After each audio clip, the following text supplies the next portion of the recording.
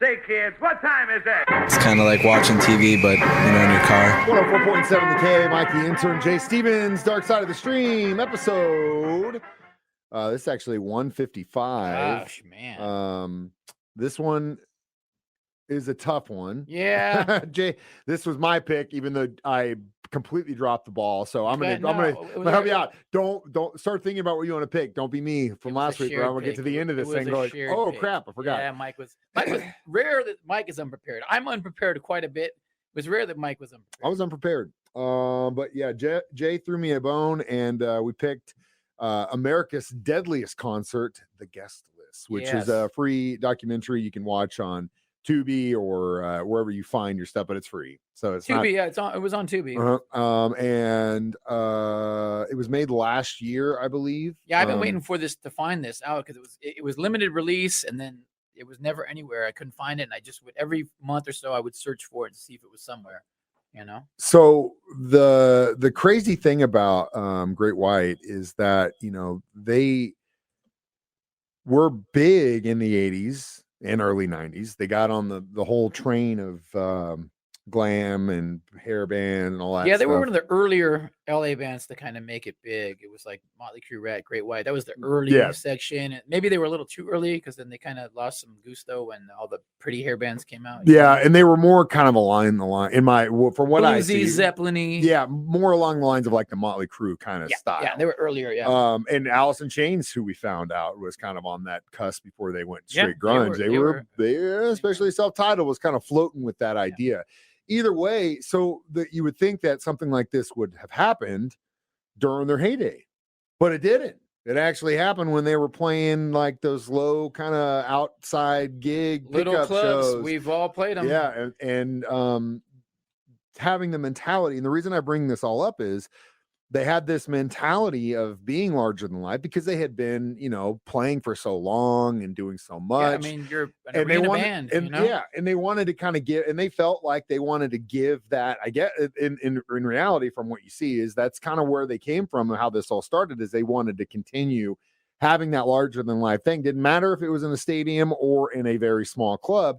You're going to get the same kind of show, and that includes the pyro, which, as you know, and I know, sometimes you probably shouldn't be lighting things off on fire inside a closed building. We use cold spark machine, so we have pyro at every show, but it's the kind that's not hot. It looks like a big sparkler thing. It looks like pyro, but it's not hot to the touch, so you can use it wherever.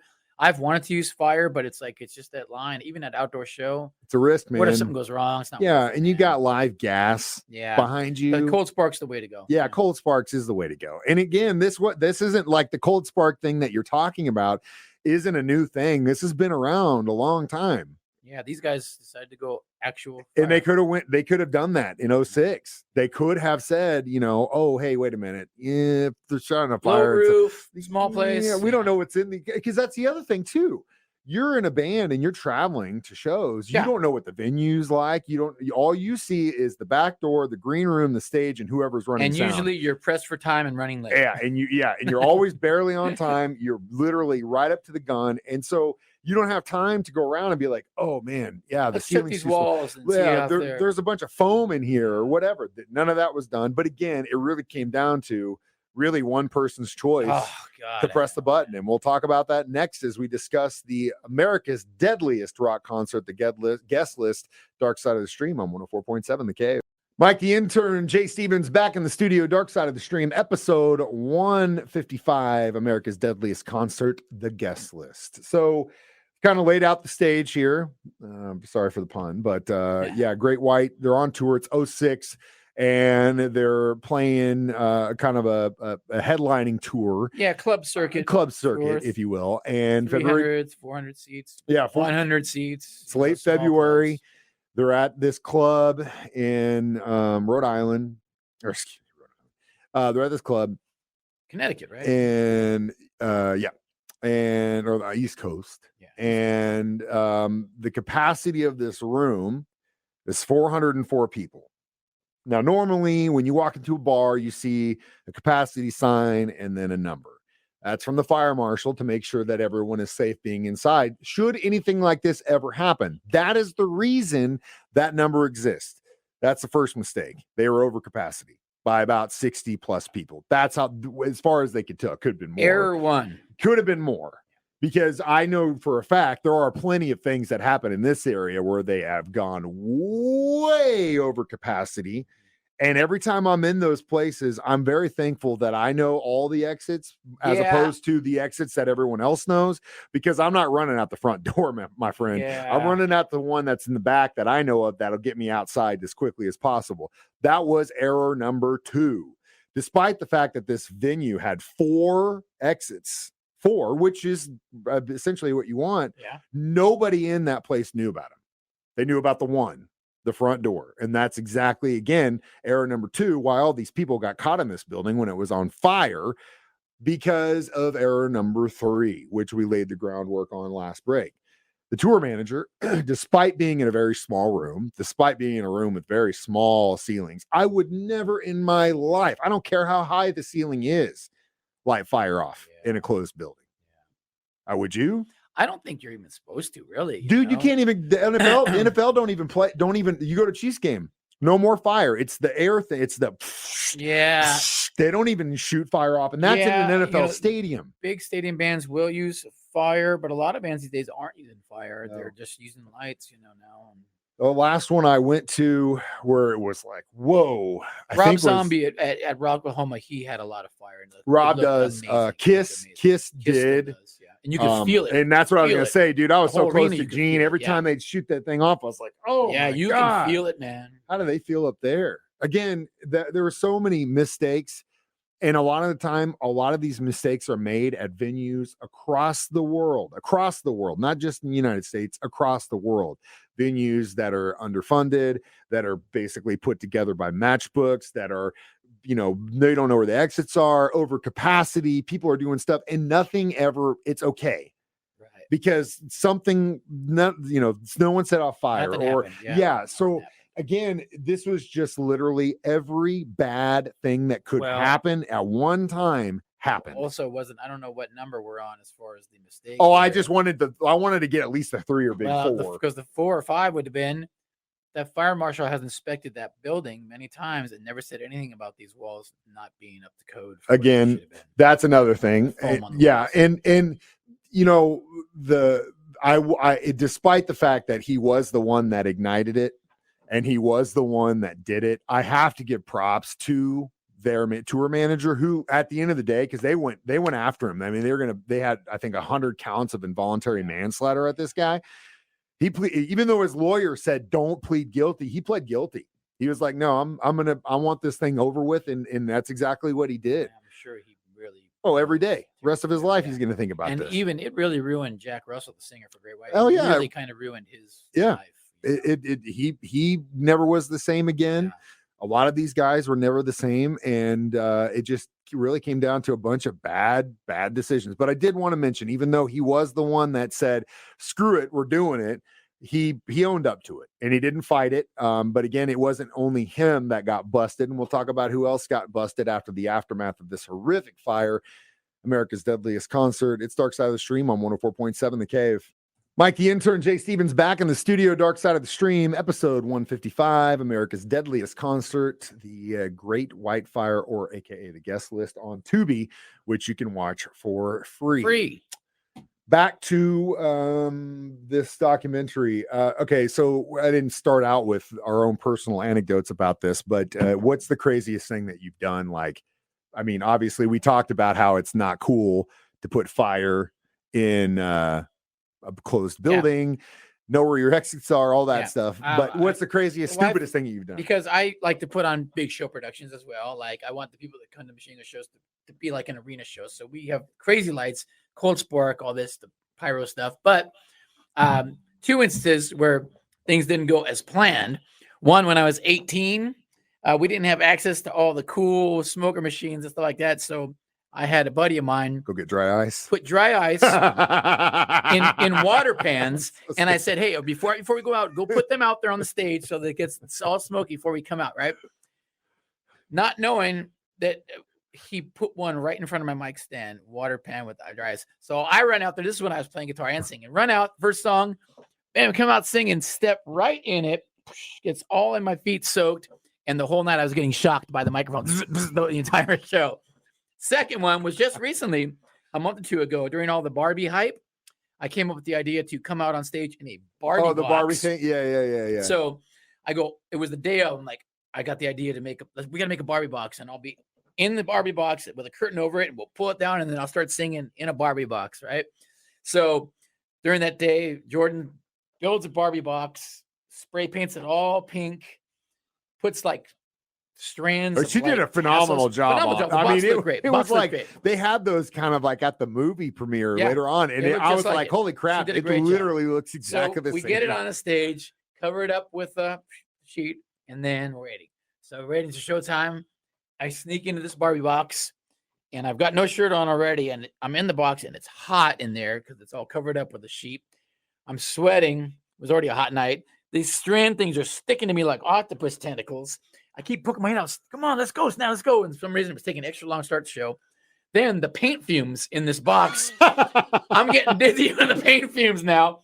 And the box is starting to fall apart because the paint was eating the tape. So the box is falling apart. So I'm holding it together now at this point. Song starts. I pull the curtain down, and I'm in this Barbie box. And literally, I step out of it, and it just collapses. I was thinking we could save it all night for a prop. No, it was just a wet mess. She got it done, though. Hey, props, Jordan, for getting that together and making this man's dream a reality. Things? I will tell the story about how we were playing at the lake with you guys, and Ebbs jumped through your stomp box. That was probably that was one of the funniest things I've ever seen. Busted the place. So we played several shows with Machine Gun, and we were playing they do like a one-off like winter show at one of the resorts at the lake. And Jay's like, you guys come up with this. We're like, cool, that's great. And we'd done it before. And Machine Gun, as he said, they had a lot of cool props. So we never bring that stuff. You know, Jay does that stuff. And so we're like, hey, we're going to use these. He's like, all right, that's fine. And so one of the things that they have are they're really ingenious. They're like boxes. They're like boxes, and when you jump on them, they activate, and it looks like a light comes up underneath you. Yeah. So we were doing Beastie Boy stuff and hip hop, jumping on these things, and we're like, oh hell yeah, this is great. And I can't remember what song it was, but me and Ebbs, we in unison jump to land on him because when we start doing our thing, I land and mine comes up, and I look over at Ebbs just enough time to see him land and crash bust through the entire box. And I mean, I could not stop laughing. I was laughing so hard. But in his defense, he did. I'm assuming he made it up. Yeah, you got a new box. That's one. I never really tried. Yeah, you weren't a big production guy. I want to say that like the ones that I did do, we did it so well. Like as far as we overthought it, there was no problem. The most recent one was probably the Floyd tribute we did, where we synced up video, audio segments, lights, all that stuff. It had to be, and it worked. It was great. Damn, but I had to hire a guy that literally hid behind the drums so he could cue everything, because we didn't have the equipment to do that live. So I mean, we did it live, but yeah, that one, and it worked. Thank God. I will say though that probably the only instances where I screwed something up or was going to is just because of substance. I mean, I can't even tell you the amount of shows I played where I literally had to lean against the wall to stand up. Played the show great, but I just couldn't stand. So again, that's my own hang up. And luckily I didn't set anything on fire. We'll be back with our, I don't know what we're going to give this one. This one's kind of a tough, maybe just straight up guest list as a review. How many guest lists we give it? Yeah. Well, how many guest lists we'll give it? Spots on the guest list. Next, this is the guest list, Dark Side of the Stream on 104.7 The Cave. Mike the Intern, Jay Stevens back in the studio one more time. Dark Side of the Stream, episode 155.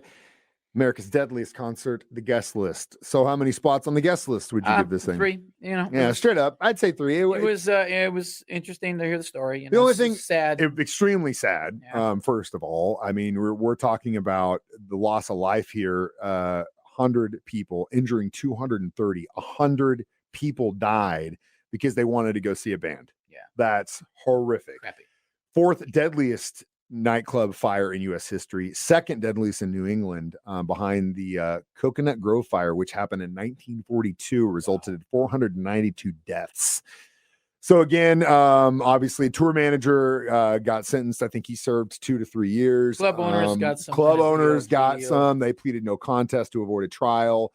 I think the civil amount was like somewhere in the area of 115, 120 million awarded. But again, what are you going to do if no one's got money? You know, it's just, again, that also the things that Jack Russell did do was he offered to go as much as he could give under the band's insurance plan, which was $1 million. Club owners also reached a settlement, and then Sealed Air Corporation agreed to pay $25 million in the settlement as well, because they are the ones that supplied the polyethylene foam. It said it was flame resistant or something. Yep. Flame resistant, and it wasn't. So it was there not. was a lot of mistakes made. So. Again, there were so many different hands, and like I said at the beginning, how many times have I, you, anyone else put on together a show with duct tape, and everything was cool because it just went by. It just barely right. Barely. You just got lucky, my friends. And I will leave this with one. You weren't here, but one of the first years of my internship here at the Cave, I ended up going to do a 24-hour ride along with the Branson West Fire Department. Shout out, guys. Our anniversary is coming up soon. Anyway, and we did a lot of really cool things. But one of the things that we did do was we went and checked out a lot of the theaters in Branson, like to make sure that they are up to code. Right. Dude, if you could see what's behind that curtain in Oz, I mean, we're talking about surge protectors hanging from the ceiling and just like, I mean, and they pointed it out and they made him correct it and change it. But think about how many theaters there are in Branson. Yeah. And think about all the ones that I went to, was probably like 5 or 6 that day. Almost all of them had something going on where it was like, fire guy was like, hey man, up there, that's a no-no. You need to fix that. And that's what needs to be done. But it's not just in New England. It's not just Branson, Missouri. It happens like this all. And the seedy clubs that us rock bands play in, I mean, you can just smell it when you walk in there. Hell yeah, dude. And you look around and see it. I mean, you know already. And again, you do what you can. It sucks that all these people died just going to see a show. But at the end of the day, know your exits too, man. If you're in a situation, if you're in a real crowded place, maybe kind of look around, see where you get in, see where you get out.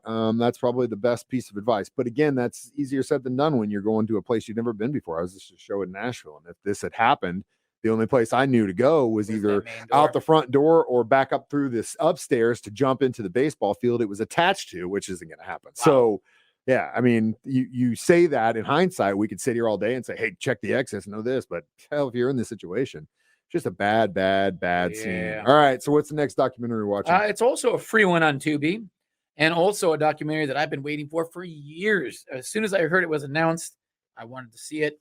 It's called My Stupid Tribute Band. All right. It's a documentary that follows an AC/DC tribute band for 20 years. They're out of Texas, and it kind of ends with their singer getting to audition with AC/DC when they were looking for a singer to replace Brian because he couldn't hear anymore. Yeah. I think in that note, he actually has gotten a lot better. There's talk that this Power Trip Fest in California is like kind of a litmus test to see how he's going to do. And if it goes well, they're saying 2024, we're going to get AC/DC tour. Well, so, that'd be awesome. We're going, brother. So it's My Stupid Tribute Band on Tubi. All right, cool. I can't wait because we're both been in or have been in tribute bands for as long as we realized we can make money doing it. It's a cool peek behind the curtain because it's literally what it's like. Yeah. Download this show for free as a podcast on our 104.7 The Cave app. Watch it for free from Facebook or YouTube every Thursday at 9 a.m. or hear it during my show at that time or during Jay's show at 6 p.m. on 104.7 The Cave. I am Mike the Intern. This is Jay Stevens reminding you we watch a lot of movies, so you don't have to. It's Dark Side of the Stream on 104.7.